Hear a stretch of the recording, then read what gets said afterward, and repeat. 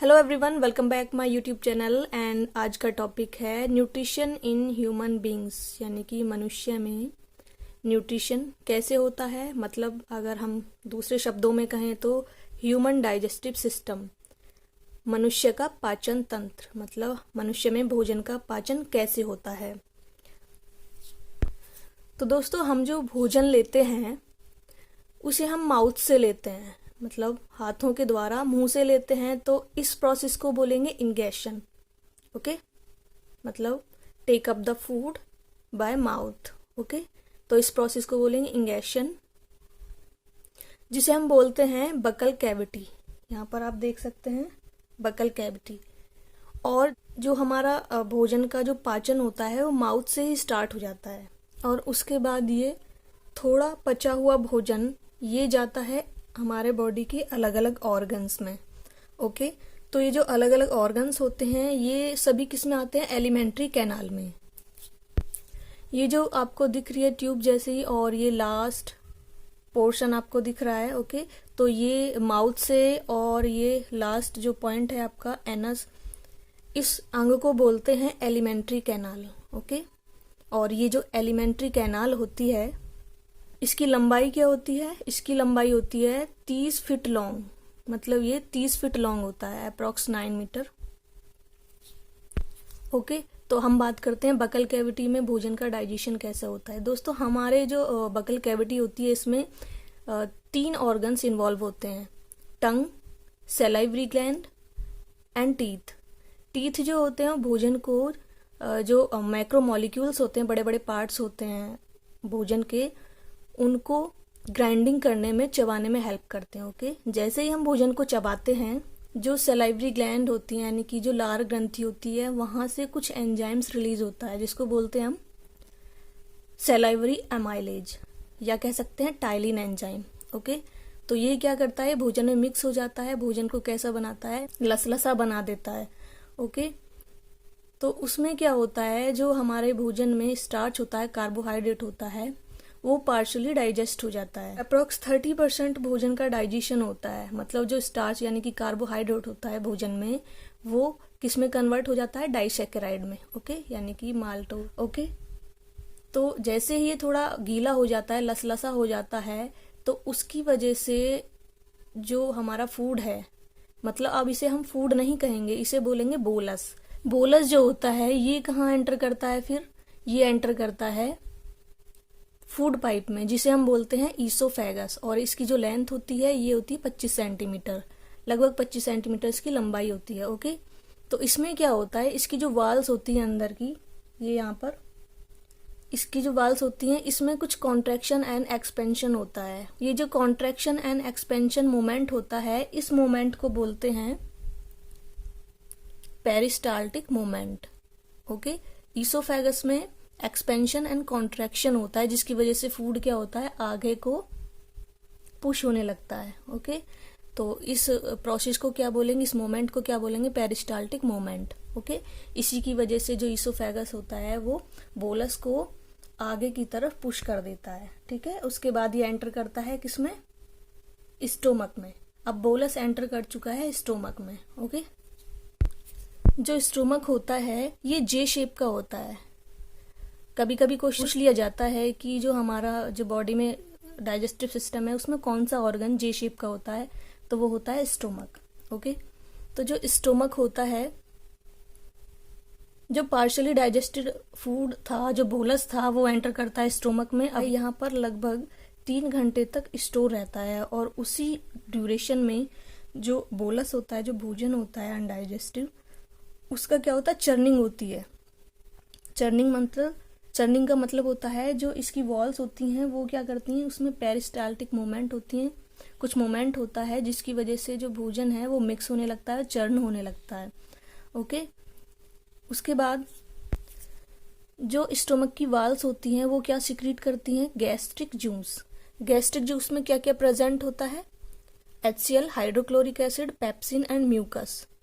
Okay, तो ये 3 जो कंपोनेंट हैं ये प्रेजेंट होते हैं। ये क्या करते हैं? जो HCl होता है, हाइड्रोक्लोरिक एसिड होता है, ये क्या करेगा, ये माइक्रोब्स को किल करेगा, जो हमारे बोलस में यानी कि फूड में जो भी माइक्रो ऑर्गेनिज्म, छोटे छोटे बैक्टीरिया, वायरस आते हैं, उनको किल कर देता है। इसका किल करने का काम कौन करेगा? HCl, hydrochloric acid. HCl highly acidic होता है। ओके, यहाँ पे क्या होता है, यहाँ पर प्रोटीन का पाचन होता है। प्रोटीन का पाचन किसकी प्रेजेंस में होता है? पेप्सिन एंड HCl, यानी कि हाईली एसिडिक नेचर होने की वजह से यहाँ पर पेप्सिन जो एंजाइम है वो प्रोटीन को डाइजेस्ट करेगा। ओके, तो प्रोटीन का डाइजेशन कौन करता है? पेप्सिन। म्यूकस का फंक्शन क्या होता है? Mucus helps to protect the stomach wall from its own secretion of hydrochloric acid. मतलब जो म्यूकस होती है, इसकी जो इनर वाल होती है, ये म्यूकस सिक्रीट करती हैं, और म्यूकस का फंक्शन क्या होता है? इनर वाल को प्रोटेक्ट करता है। किससे? HCl से। HCl से क्यों करता है? क्योंकि HCl हाईली एसिडिक होता है। ओके,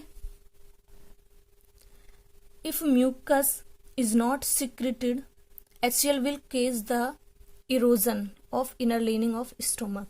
अगर म्यूकस प्रेजेंट नहीं होगा स्टोमक की इनर वाल में, तो HCl क्या करेगा? इसकी सेल्स को, अंदर की सेल्स को इरोज करने लगेगा। ठीक है, ये सेल इरोजन का काम करता है। ओके, तो इसलिए म्यूकस किस में हेल्प करता है? इनर वाल्स को प्रोटेक्ट करने में। पेप्सिन का फंक्शन क्या है? ये प्रोटीन को डाइजेस्ट करता है, एंड म्यूकस क्या करता है? इसकी इनर वाल्स को प्रोटेक्ट करता है। उसके बाद ये एंटर करेगा स्मॉल इंटेस्टाइन में। ओके, अब क्योंकि यहाँ पे जो फूड था, जो बोलस था, यहाँ पर गैस्ट्रिक जूस मिक्स हो जाता है, और जब बोलस में गैस्ट्रिक जूस मिक्स हो जाता है तो उस फूड को क्या बोलेंगे? काइम। क्या बोलेंगे? काइम। ओके, तो bolus in presence of gastric juice, उसको क्या बोलेंगे? काइम। ओके, स्मॉल इंटेस्टाइन में जैसे ही एंटर करता है तो यहाँ पर लीवर होता है। ओके, लार्जेस्ट ऑर्गन होता है हमारे डाइजेस्टिव सिस्टम में। यहाँ पर क्या होता है? यहाँ पर बाइल जूस का फॉर्मेशन होता है। क्योंकि bile juice yellowish green colour का होता है, क्योंकि उसमें कुछ पिगमेंट प्रेजेंट होते हैं जिसका नाम है बिलिरुबिन एंड बिलीवर्डिन। ओके, उनकी वजह से इसका कलर कैसा होता है? येलोइश ग्रीन कलर का। ओके, तो यहाँ पे बाइल जूस का फॉर्मेशन हुआ, उसके बाद ये स्टोर हो जाता है हमारे गाल ब्लैडर में। ओके, ये छोटा सा जो पाउच आपको दिख रहा है, ये होता है गाल ब्लैडर। गाल ब्लैडर क्या करता है? बाइल जूस को स्टोर करके रखता है। ओके, तो bile stored in gall bladder, ये क्या करता है? ब्रेक द फैट लिपिड, यानी कि जो चिकनाई हम खाते हैं, जो हमारे काइम में चिकनाई होती है, उसको ब्रेक डाउन करता है।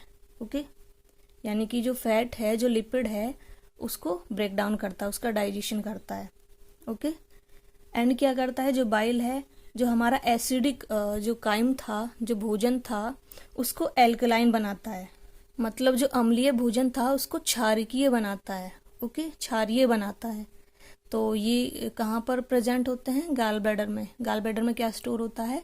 Bile juice. ओके, जैसे हमारा जो काइम है, यानी कि जो भोजन है, यहाँ पर एंटर करता है, किस में एंटर करता है? स्मॉल इंटेस्टाइन में। स्मॉल इंटेस्टाइन में जाने के बाद उसके पहले क्या होता है? यहाँ पर ये प्रेजेंट होता है पेनक्रियाज। पेनक्रियाज में पेनक्रियाटिक जूस होता है, जिसमें प्रेजेंट होते हैं amylase, trypsin and lipase. Okay, amylase, trypsin and lipase.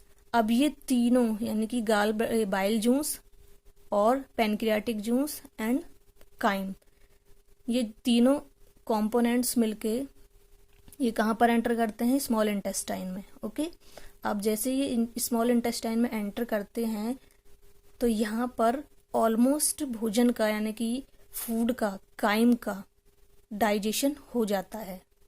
Okay, pancreatic juice कहाँ पे बनता है? पेनक्रियाज में। और पेनक्रियाटिक जूस में क्या क्या प्रेजेंट होता है? Amylase, trypsin and lipase. Amylase क्या करता है? ब्रेक डाउन करता है स्टार्च का, यानी कि कार्बोहाइड्रेट का।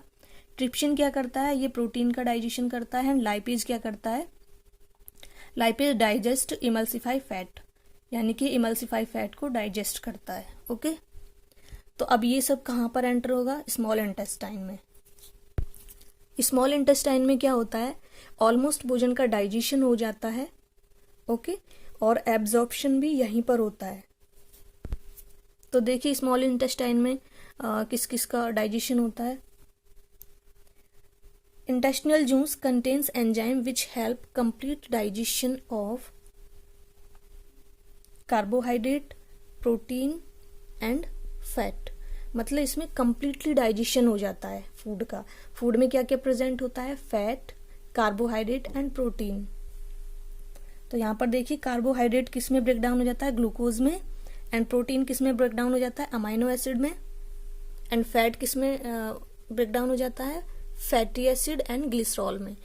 ये हमारे एंड प्रोडक्ट होते हैं जो हमारे इंटेस्टिनल विलाई के द्वारा एब्जॉर्ब कर लिए जाते हैं। मतलब स्मॉल इंटेस्टाइन में डाइजेशन होने के बाद इसी स्मॉल इंटेस्टाइन में भोजन का अवशोषण होता है। अवशोषण मतलब एब्जॉर्प्शन होता है। जो स्मॉल इंटेस्टाइन होती है, इसकी जो इनर वॉल होती है, यहाँ पर छोटे छोटे विलाई प्रेजेंट होते हैं जो सरफेस एरिया को बढ़ा देते हैं। और बढ़ाने के बाद क्या होता है? ये ज्यादा से ज्यादा भोजन को अवशोषित कर लेते हैं। मतलब जो माइक्रो मॉलिक्यूल्स थे, जो वाटर सॉल्युबल मॉलिक्यूल्स थे, उनको स्मॉल इंटेस्टाइन के अंदर जो फिंगर लाइक प्रोजेक्शंस होते हैं, विलाई, जिन्हें हम विलाई कहते हैं, वो भोजन को अवशोषित कर लेते हैं, एब्जॉर्ब कर लेते हैं। ओके दोस्तों, ये जो स्मॉल इंटेस्टाइन होती है, इसकी लेंथ होती है 22 feet long, approx 22 feet long होती है, ये लगभग 7 मीटर लॉन्ग। ओके उसके बाद भोजन कहाँ पर एंटर करता है? लार्ज इंटेस्टाइन में। ओके लार्ज इंटेस्टाइन में जो फूड जो एंटर करता है वो ऑलमोस्ट सॉलिड फॉर्म में होता है और उसमें कुछ वाटर मॉलिक्यूल्स होते हैं जो लार्ज इंटेस्टाइन उनको अवशोषित कर लेते हैं, एब्जॉर्ब कर लेते हैं। ओके और उसके बाद जो अनडाइजेस्टेड फूड होता है इंटेस्टाइन के रेक्टम में इकट्ठा हो जाता है और जैसे ही हम फ्रेश होने जाते हैं तो उसको अपनी बॉडी से हम एनएस के थ्रू एक्सक्रीट कर देते हैं, एक्सपिल कर देते हैं, अपनी बॉडी से बाहर कर देते हैं। ओके जो डाइजेशन होता है स्मॉल इंटेस्टाइन में वो किस किस का होता है? कार्बोहाइड्रेट जो ग्लूकोज में ब्रेक डाउन हो जाता है, डाइजेस्ट हो जाता है। ओके प्रोटीन जो कि अमाइनो एसिड में कन्वर्ट हो जाता है और फैट है वो फैटी एसिड एंड ग्लिसरॉल में कन्वर्ट हो जाता है। ओके अब आता है एब्जॉर्प्शन। एब्जॉर्प्शन क्या होता है? एब्जॉर्प्शन जो हमारी स्मॉल इंटेस्टाइन में छोटी छोटी विलाइज होती हैं जो हेल्प करती हैं हमारे सरफेस को बढ़ाने में। ओके जिन्हें हम बोलते हैं finger like projection. Digestive food को एब्जॉर्ब कर लेते हैं। एब्जॉर्ब होने के बाद वो हमारे ब्लड स्ट्रीम में मिक्स हो जाता है और ब्लड स्ट्रीम में मिक्स होने के बाद हमारे बॉडी के हर एक पार्ट्स में ट्रांसफर हो जाता है। ओके जिससे हमें एनर्जी प्रोवाइड होती है। डाइजेस्टिव फूड को हम तुरंत अपनी बॉडी में यूज नहीं कर सकते। ओके हमारी बॉडी उसको लीवर में स्टोर कर लेती है, किसके रूप में? ग्लाइकोजन के रूप में। और जैसे ही हमें एनर्जी की जरूरत होती है, रिक्वायर होती है सेल्स के लिए, तो ये हमारे बॉडी को एनर्जी प्रोवाइड करता है। मतलब ग्लाइकोजन के रूप में एनर्जी उसमें स्टोर हो जाती है, किसमें? लीवर में।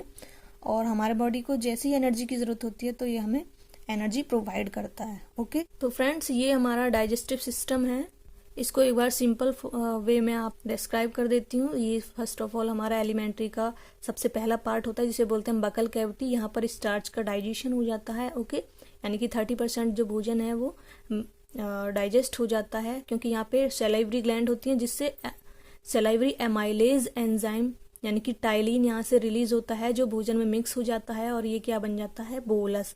उसके बाद बोलस एंटर करता है ईसोफेगस में। ईसोफेगस में पेरिस्टाल्टिक मूवमेंट होता है जिसकी वजह से ये स्टोमक में एंटर करता है। स्टोमक में क्या होता है? गैस्ट्रिक जूस रिलीज होते हैं जिसमें क्या क्या प्रेजेंट होता है? Hydrochloric acid, mucus and pepsin. HCl जो होता है यानी कि हाइड्रोक्लोरिक एसिड जो होता है वो माइक्रो ऑर्गेनिज्म को किल करता है एंड उसको हाईली एसिडिक बनाता है। ओके उसके बाद क्या होता है? जो पेप्सिन प्रोटीन का डाइजेस्ट करता है एंड जो म्यूकस होता है वो स्टोमक की जो इनर वॉल्स होती हैं उनको प्रोटेक्ट करता है। किससे? HCl से, हाइड्रोक्लोरिक एसिड से। ओके उसके बाद जो लीवर होता है, लीवर जो होता है ये बाइल जूस का फॉर्मेशन करता है और गाल ब्लैडर क्या करता है? ये स्टोर करता है बाइल जूस को। ओके तो ये जो बाइल होता है ये क्या करता है? फैट को डाइजेस्ट करता है, लिपिड्स को फैटी एसिड में कन्वर्ट करता है। ओके उसके बाद आता है ये पैनक्रियाज। पैनक्रियाज में पैनक्रियाटिक जूस रिलीज होता है जिसमें कौन कौन से एंजाइम प्रेजेंट होते हैं? Amylase, trypsin and lipase. Amylase क्या करता है, ये ब्रेक डाउन करता है स्टार्च का। ट्रिप्सिन क्या करता है, डाइजेस्ट प्रोटीन, प्रोटीन का डाइजेस्ट करता है। लाइपेज क्या करता है, lipase digest emulsify fat, fat को डाइजेस्ट करता है। ओके, उसके बाद ये दोनों तीनों जो बाइल जूस और पैनक्रियाटिक जूस ये कहाँ पर एंटर करते हैं, स्मॉल इंटेस्टाइन में। और इसकी जो लेंथ होती है वो होती है 22 फीट लॉन्ग, यानी कि अप्रॉक्स 7 मीटर लॉन्ग होती है। ओके, यहाँ पे कंप्लीट डाइजेशन हो जाता है फूड का एंड एब्जॉर्प्शन भी इसी पार्ट में होता है, यानी कि स्मॉल इंटेस्टाइन में एब्जॉर्प्शन होता है फूड का। ओके, तो यहाँ पर किस किस का डाइजेशन होता है, देखिए कार्बोहाइड्रेट किस में कन्वर्ट हो जाता है, ग्लूकोज में। प्रोटीन किस में कन्वर्ट हो जाता है, अमाइनो एसिड में। एंड फैट किस में कन्वर्ट हो जाता है, फैटी एसिड एंड ग्लिसरॉल में। उसके बाद ये जो मैक्रोमोलिक्यूल्स होते हैं ये कन्वर्ट हो जाते हैं माइक्रो वाटर सॉल्युबल मॉलिक्यूल्स में। ओके, उसके बाद एब्जॉर्ब कर लिए जाते हैं विलाई के द्वारा, और विलाई के द्वारा ये एब्जॉर्ब कर लिए जाते हैं। उसके बाद कहाँ पर ट्रांसफर होते हैं, ब्लड स्ट्रीम में, और ब्लड स्ट्रीम के द्वारा वो पूरे बॉडी में ट्रांसफर हो जाता है। ओके, मतलब ब्लड स्ट्रीम के द्वारा वो पूरे बॉडी में ट्रांसफर हो जाता है और हमें एनर्जी प्रोवाइड होती है। तो दोस्तों इस तरह से हम कह सकते हैं जो डाइजेशन होता है उसमें लार्ज मैक्रोमोलिक्यूल्स जो होते हैं फूड के वो कन्वर्ट हो जाते हैं किसमें, माइक्रो वाटर सॉल्युबल मॉलिक्यूल्स में, जो एब्जॉर्ब कर लिए जाते हैं हमारे बॉडी के द्वारा। Okay, so this was the all about digestive system of human. Okay, next video में हम कुछ क्वेश्चंस डिस्कस करेंगे जो कि बोर्ड एग्जाम्स के लिए एंड अदर एग्जाम्स के लिए इम्पोर्टेंट होंगे। ओके, तो दोस्तों अगर आपको ये वीडियो अच्छी लगे तो प्लीज़ वीडियो को लाइक करें, शेयर करें एंड चैनल को सब्सक्राइब करें।